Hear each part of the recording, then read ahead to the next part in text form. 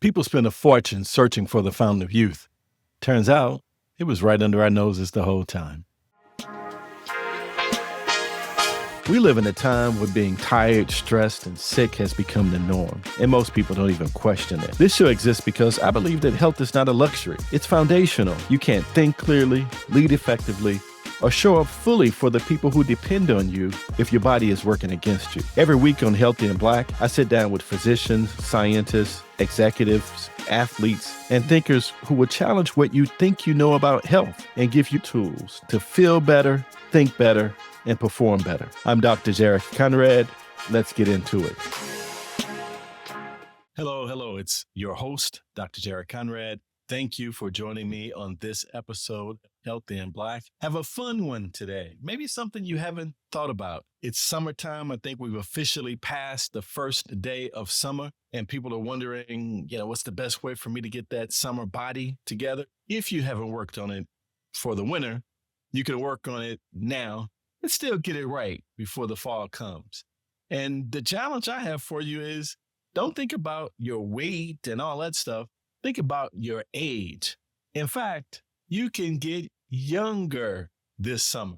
Now, what do I mean by that? Well, I got a birthday coming up in less than a month now. We actually have two ages. The first is the chronological age. That's the one we know, right? It was our birth year. We've been tracking it every year. Sometimes it gets tougher as we get older. Think about these numbers stacking up, but you can't do anything about that, right? We're glad that we are still here. So that's the chronological age. But the second age, the one that you probably don't think a lot about, is your body age. I think about it as like a functional age, and it can be lower than your chronological age. In other words, you can be kind of operating like somebody in your 30s when you're really somebody in your 40s, or it could be higher than your chronological age. You could be operating like somebody in your 50s and 60s when chronologically you're really in your 40s. And so the summertime challenge is, how do we get that body age lower? What does it mean to have a lower body age? It means your body is just working differently. Your heart, your muscles, your metabolism, your cells, they're all functioning at a more optimal level. It's an accurate reflection of who you are and how you show up, and it may be more accurate than your chronological age for some of us. The most important part about this is you can change it. You can affect it while you can't do anything about that chronological age. So this is a challenge for the summer. How do we get our body age to be lower?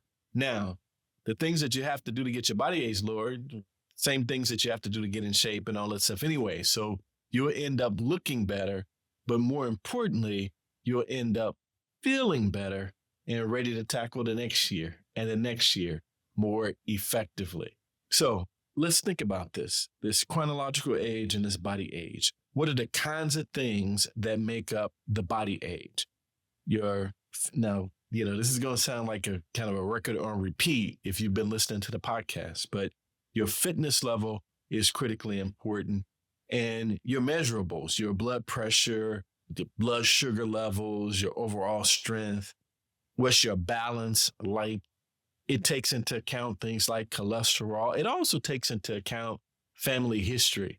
Your body age may be the most significant factor that determines whether or not you end up with these chronic health issues like diabetes and heart disease and high blood pressure and all that stuff. So it's really important to start tracking your body age. It can give you a sense of where you might be on a chronic disease trajectory.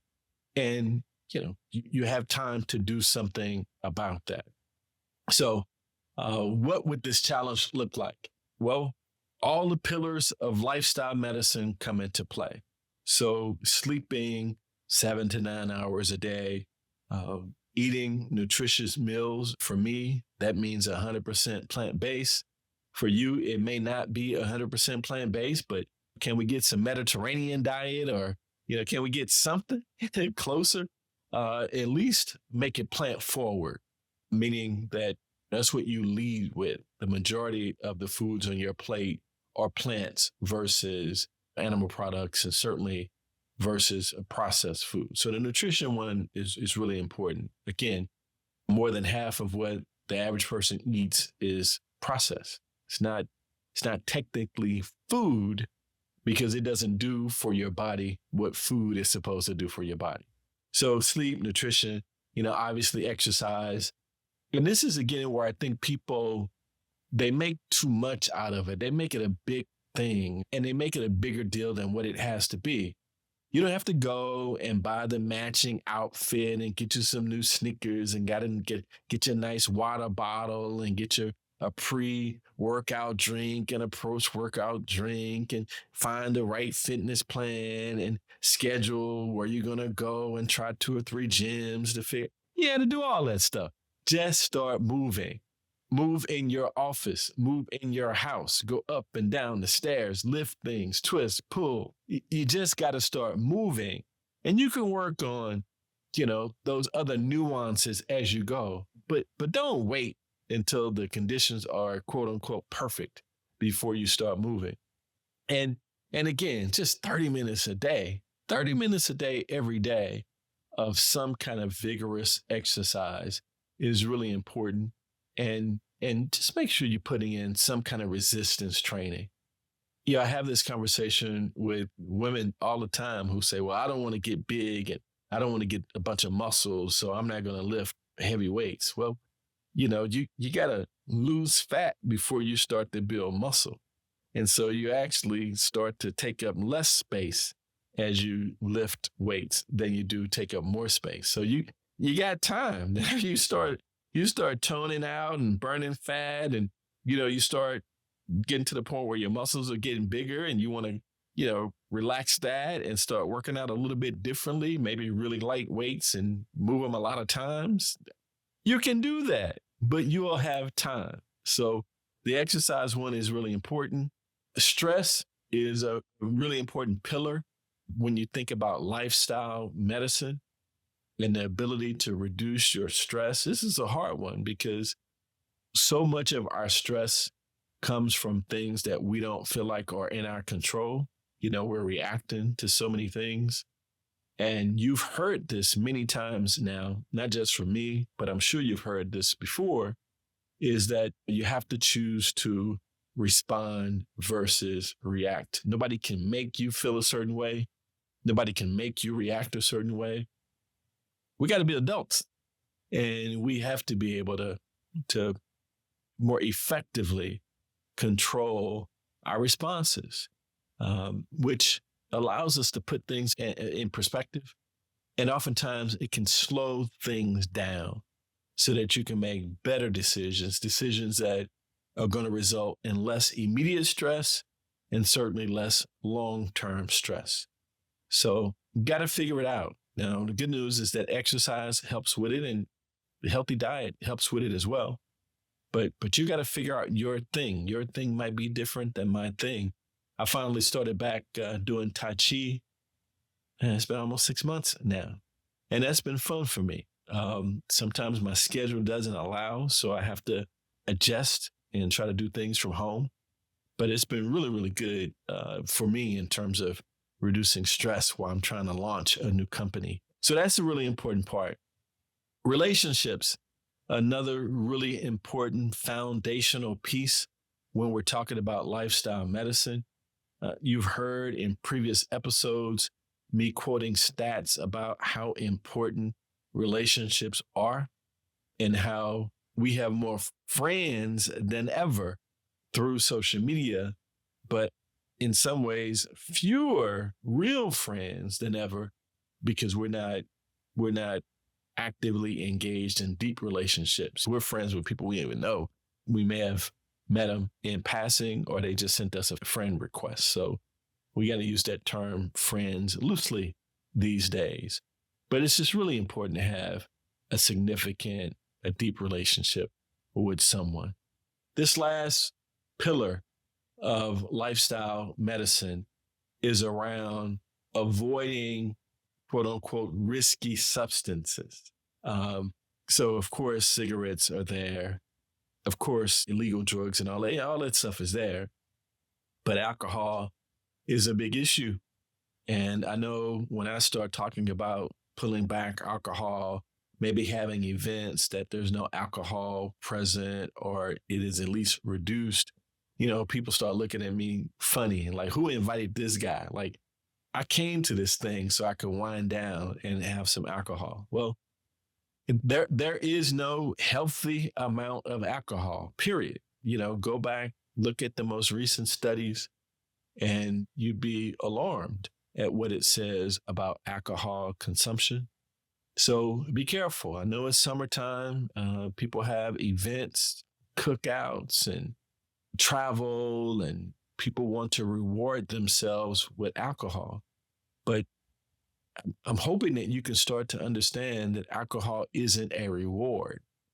A reward is something that is going to enrich me in some way, is going to make me better in some way. If it's something that's going to tear me down, if it's something that's going to potentially lead to short and long-term health issues, that is not very rewarding. So it's really a mindset thing as it relates to alcohol. It's funny. I had to speak in Utah a couple months ago, and I went to a grocery store, and I was walking down one of the aisles, and it happened to be the liquor aisle, and I didn't realize now that there are non-alcoholic versions of everything. I mean, they have containers full of non-alcohol, you name it.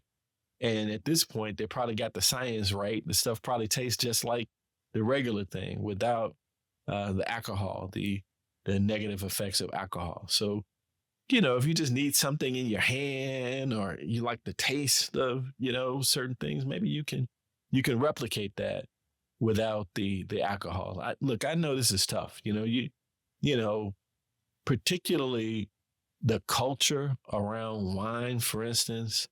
It's a class thing now. You see the little pictures on social media all the time. They show their cup of whatever their drink of choice is with the cigar laying on top. And that is now this professional status, this class status. And I just want to warn people to be very careful about that. That's where that culture, cost, and convenience comes into place.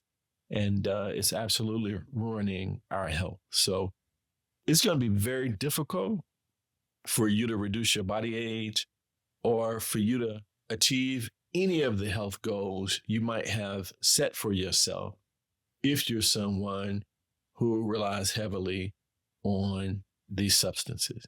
One other reminder to think about that, at least for the summer, and see how it goes. You might be surprised. You may not need the things you thought you needed once you put them down. So those are the pillars that you have to focus on. Now, can we really do something in as short as a summertime? The answer is yes. Some of the most recent research I saw over the course of 8 weeks, they start implementing some of these lifestyle medicine enhancements, and people dropped anywhere from 5 to 8 years. So it's certainly something that can be done in as little as 8 weeks. Now, where do you go to test it? You can do a search for biological age calculators. There's several of them out there. I have one that I brought up here and I just took today. It's actually, I think this guy's a chiropractor. It's Triangle Disc Care. I don't know anything about the business, so I'm not endorsing the business one way or the other, but it was a free calculator that I found online. The address is triangledisc.com/biological-age-calculator and another slash mark. So I'll put this in the comments for people who are tuning in on YouTube, but it's Triangle Disc Care, or just search for biological age calculator. Some of them will require that you have some blood work done. This one does not, but it does ask you some information about your health status and some relatives and whether or not you have certain health issues in your past and all of that stuff. So, but there are several of these. There are also devices you can buy. There are scales that you can buy. And whenever you take the assessment, don't get so caught up in what the age is. Like I said, I took this thing today and it put me at 39. And, I like to say that my body age is young, but I don't know if it's that much younger than my chronological age. So it's not the number, but it is what happens to the number today. And when you take the assessment again in 4 weeks, or when you take the assessment again in 8 weeks, does the number go down or does it go up? So focus on bringing the number down. Again, the science around how accurate the number is, we don't know, but the direction, if it's going down, that's a good thing. If it's going up, that's not such a good. It's really important that we don't get anchored on what that number is. You can't take it and then call somebody like, man, I'm 38, you're 39, I'm so and so and so. Although probably my friends and I will do that. That's not what you probably should do. Again, Apple Watch has some cardio fitness stuff. Garmin has a fitness age. I think Fitbit, Aura has some trend data. So there are tools out there to help you with this thing that we're calling body age. Let's recap. Whatever birthday you celebrate this year, that is one age. That's your chronological age. Another way to look at your age is your body age.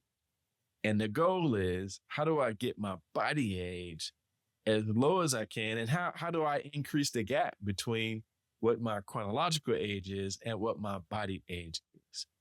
And let's make sure for certain that our body age is not over our chronological age. And how do we do that? Just using the tools, again, that are right under our nose that we know we ought to be doing, but we have been struggling to do.